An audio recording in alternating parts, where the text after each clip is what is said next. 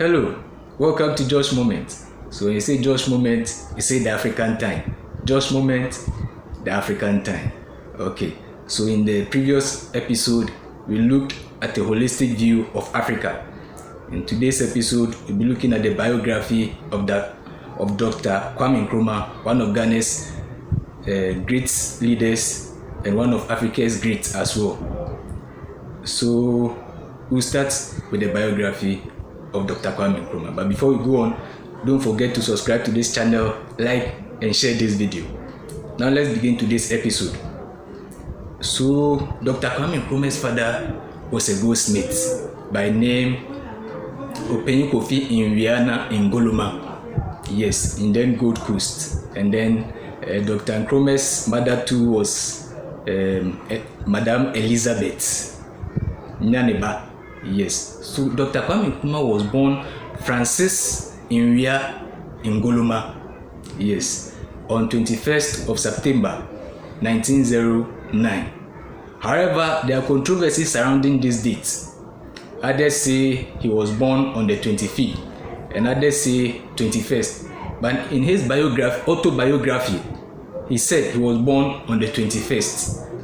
But further interactions with Madame Elizabeth Nyaneba reveals Dr. Nkrumah was born on a Saturday, and 21st is on Tuesday. So Professor Okwe opines or says Dr. Nkrumah's real or actual birth date is 25th instead of the usual 21st. Okay, so baptized as a Catholic, Dr. Nkrumah spent 9 years at the Catholic Elementary School. Yes, so from there in 1930 he went to Achimota. So after graduating from Achimota, he served as a teacher in nearby Elmina and Axim. Don't forget, Dr. Nkrumah was born at Nkrumah at the Nzimbaland in the western region of Ghana. So when he graduated from Achimota College, he taught at Elmina and nearby Axim. Yes, he spent 5 years there, and having interest in politics, he decided to further his studies at Lincoln University in Pennsylvania, the United States. So upon graduating in 1939, Dr. Nkrumah secured a master's degree at from the University of Lincoln and also from the University of Pennsylvania, US. So he studied the literature of socialism, notably Karl Marx and the great Russian leader Vladimir Lenin, and also of nationalism, of African greats or African American greats like Marcus Garvey, the African American leader of the 1920s. Dr. Nkrumah came to describe himself as a non-denominational Christian and also a Marxist socialist. So way back in the US, Dr. Nkrumah reorganized the African students body in the university to become the president of the African organization or African Students Organization in the US, and he was their first president, or he was their president. And this body had people like Nnamdi Azikiwe, the first president of Nigeria, Obafemi Awolowo, and also Ladipo Solanke. And also he was the president of this, and also at Canada as well. Not necessarily going to Canada, but then he was the president of the United States Black Students Organization in Canada. So he left the United States on May 1945 and then went to England, where he held the 5th Pan-African Congress in Manchester.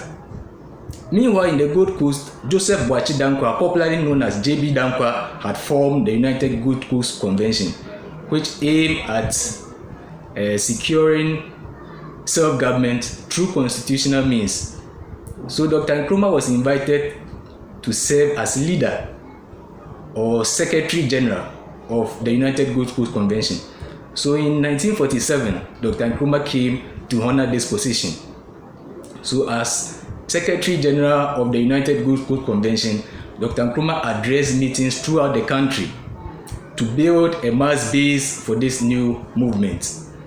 However, the extensive riots on February 1948 at the crossroads of the Christiansborg Castle, which resulted in the shooting or the death of the 3 ex-servicemen, Corporal Tipo, Private Odate Lamte, and Sergeant Ajete, led to the arrest of Dr. Nkrumah and some leaders of the UGCC.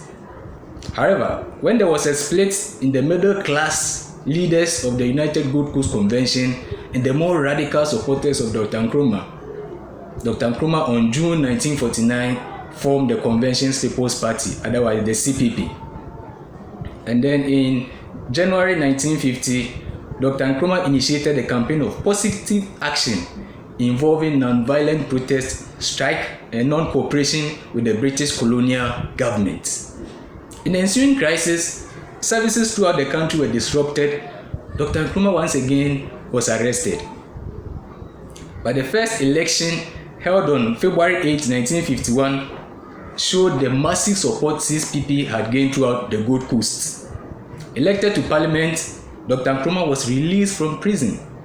Don't forget, he was sentenced to 1 year imprisonment, but because the CPP won the first general election of the Gold Coast, he was released to serve as leader of the government business, and in 1952 became the Prime Minister of the Gold Coast. So when Dr. Nkrumah in 1957, before he was proclaimed the new nation's first president, until the Gold Coast and the British Togoland Territory Trust became an independent state within the British Commonwealth, Nkrumah was not the new president of the Gold Coast. But then after the Gold Coast and then the Trans-Togoland Trust Territory became an independent state within the British Commonwealth as Ghana, in March 1957, Dr. Nkrumah became the nation's new first prime minister. So in 1958, Dr. Nkrumah's government legalized imprisonment without trial to people he thought or saw as security threats to the nation's peace. Dr. Nkrumah's popularity rose throughout the country since he became the first president of the new nation.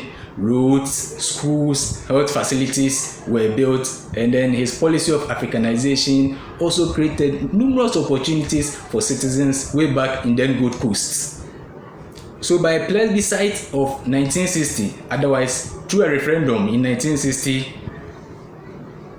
Dr. Nkrumah or Ghana became a republic, and then Dr. Nkrumah was given much, or he had much legislative and executive powers.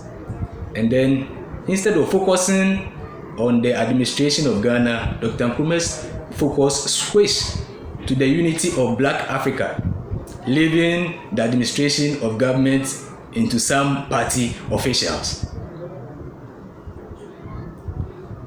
Numerous projects were undertaken during his administration. However, once a prosperous nation, Ghana began to be crippled by foreign debt, to the extent that in 1959, the second development plan of Dr. Nkrumah was abandoned in 1961. Yes, because the balance of payment in deficit had rose up to $125 million way back in 1961. That was a lot of money. So contraction of the economy led to labor unrest and strikes throughout the country. So Dr. Nkrumah in this case resorted to the communist countries for support. The attempted assassination of Dr. Nkrumah in 1962, August 1962 at Kulungugu, first of several attempts, led to his seclusion from public life. And then it also more or less made him refined in himself. And this also caused a massive buildup of the nation's internal security forces. So in 1964, Dr. Nkrumah declared Ghana a one-party state, and he declared himself life president of both nation and party. So once again, Dr. Nkrumah led the administration of the country in the hands of some corrupt party officials and serving leaders of the CPP.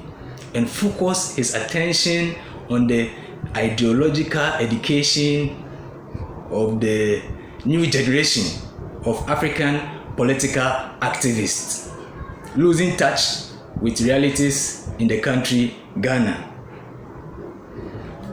Meanwhile, the economic crisis in Ghana worsened. Shortage of food and shortage of other relevant commodities or goods became chronic.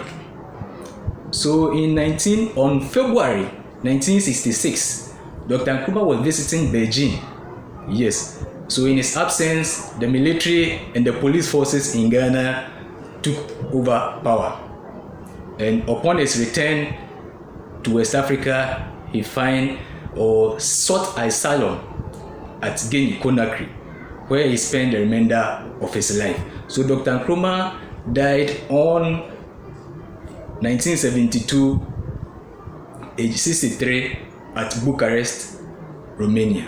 Now let's look at some of the achievements of Dr. Nkrumah. So Dr. Nkrumah, as we all know, or as most people know, if you don't know yet, as most people know, did a lot of things for Ghana and for Africa as a whole. Now let's look at what he did in education for Ghana. So the Education Act of 1961 aimed at ensuring that primary education was basic for every Ghanaian citizen, regardless of their age, their gender, their class, and also ensured more females or girls were enrolled in education.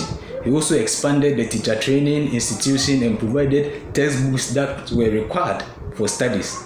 He also, through the Ghana Education Trust, ensured 34 schools were built in a standard manner to ensure that everyone was highly educated, because he thought economic and social development had its roots in education.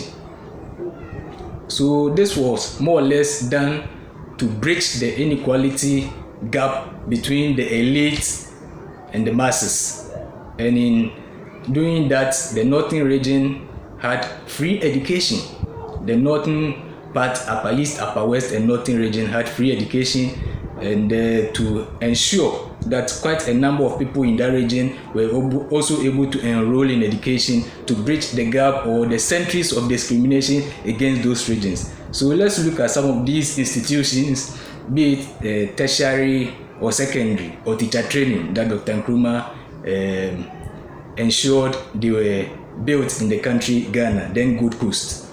So in education, Dr. Nkrumah built the university, Kwame Nkrumah University of Science and Technology, which is the biggest in the Asante region, in 1952. He also built the Accra Polytechnic, now the Accra Technical Institute. He also built a Jumakun School of Languages, now under University of Education, Winnipeg. He also built a Palm Secondary School. He also built the Atebubu Training College. He also built the Brekum Training College, Doma Secondary School, Enchi Training College. He also built the Ghana National College in Cape Coast, Ghana Medical School, Fosu Training College. He also built the Institute of African Studies. He also built the Kumasi Technical Institute, now a university, Kwadaso College of Education, Kwame Nkrumah Institute of Economics and Political Science, now South Campus of University of Education, Winnipeg. He also built the Laboni Secondary School, Infantimine Girls Senior High.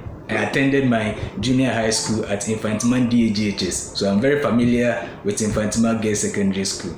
He also built the Oda Secondary School, Ofurupeni Secondary School, Swedo Secondary School, Techima Secondary School, Tema Secondary School, University of Cape Coast, and then Winnipeg Secondary School. So one of the achievements or the things Dr. Nkrumah did was the construction of the Adomi Bridge, which is a steel arch suspension over the Volta River between Atimpoku on the west and Adomi on the east. It was commissioned by Dr. Nkrumah, then head of government business and British colonial governor Sir Aden Clark, on January 25, 1957, 2 months before the Declaration of Independence. The Adomi Bridge is an important link providing access between capital Accra, Volta, and the northern region. Now let's look at the Akosombo Dam, which is also one of Dr. Nkrumah's achievements. So the Akosombo Dam is a hydroelectric dam on the Volta River in the eastern region of Ghana, in the Akosombo Gok, operated by the Volta River Authority. So the Akosombo Dam was the largest single investment in the development plans of Ghana way back in 1957 when it was constructed. But then what led to the construction of the Akosombo Dam was this US-based aluminium company known as Kaiser Aluminium Company. They needed electricity to power their plant. So in so doing, they came into an agreement with Ghana to mount this hydroelectric dam. And also, one of Dr. Nkrumah's achievements was the establishment of the Ghana Port and Harbour Authority, located in the integrated city, which was deemed futuristic in the 1950s and the 1960s. So the harbour lies along the Gulf of Guinea and it is 18 miles from the capital, Accra. And the harbour has a deep water enclosure of 1.7 million square meters. The harbour serves as both loading and unloading point for goods. It serves as a major transit point for goods from landlocked countries in West Africa sub-region. It also handles import and export trade for industrial and commercial companies.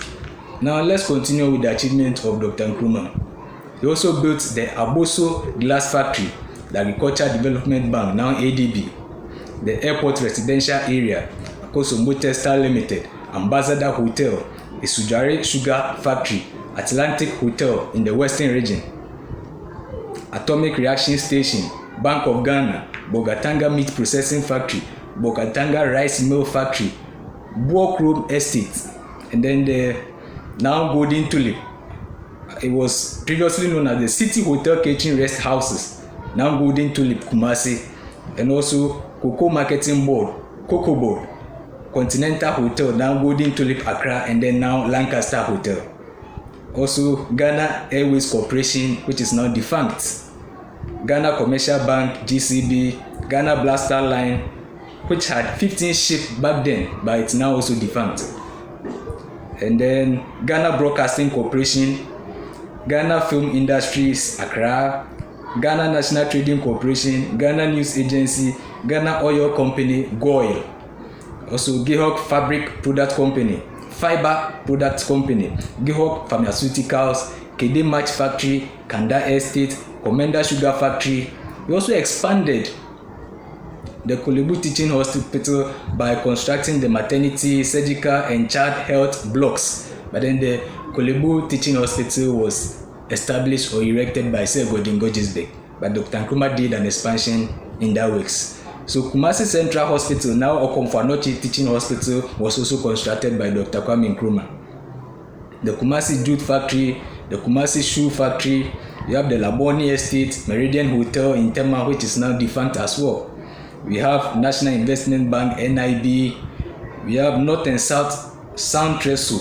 We have Insawom Cannery, Bricks and Tile Factory.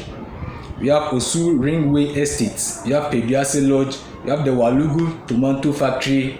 We have he also restructured the British military base, Accra, now known as the Kutuka International Airport. He also established the Social Security and National Insurance Trust, SNIT. He also established the Star Hotel. He also established the State Farm Institute, State Housing and Hotels Projects, State Insurance Company, SIC, Takwa Bonsa Tie Factory, Tema Motorway, Tema Oil Refinery, Tema Steel Works, Tema Township, the communities, Tema Development Company Limited, TDC. They are very popular in Tema. That was why I did my NSS, National Service. The Tema Management and Productivity Institute, the Volta Aluminium Company, Wenchi Tomato Factory, the Zwalugu Meat Factory. And according to research, Dr. Nkrumah was able to achieve or establish all these within 6 years of administration. Yes. So when he came to Ghana, we always or more or less prefix his name with Osajifo, which is a Ghanaian word which means a savior or a deliverer. Yes. Before we mention his name, so in Ghana we call him Osajifo Dr. Kwame Nkrumah, a deliverer or savior Dr. Kwame Nkrumah.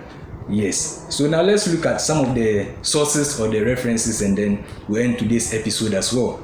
So sources or references for these studies, you can find some at edusport.org. Also Achin, 1992, page 57. You have Chris, 2003, page 190. Office of the Planning Commission, 1964, page 141. artandculture.google.com. You have ghanaweb.com. You have Chikata Enseni, 2004. And also you have www.britannica.com. Thank you for yet another episode of Josh Moment. But before we go, don't forget to subscribe to this channel, like and share this video. Like I always say, we all don't know what will happen in the next video. See you in the next video.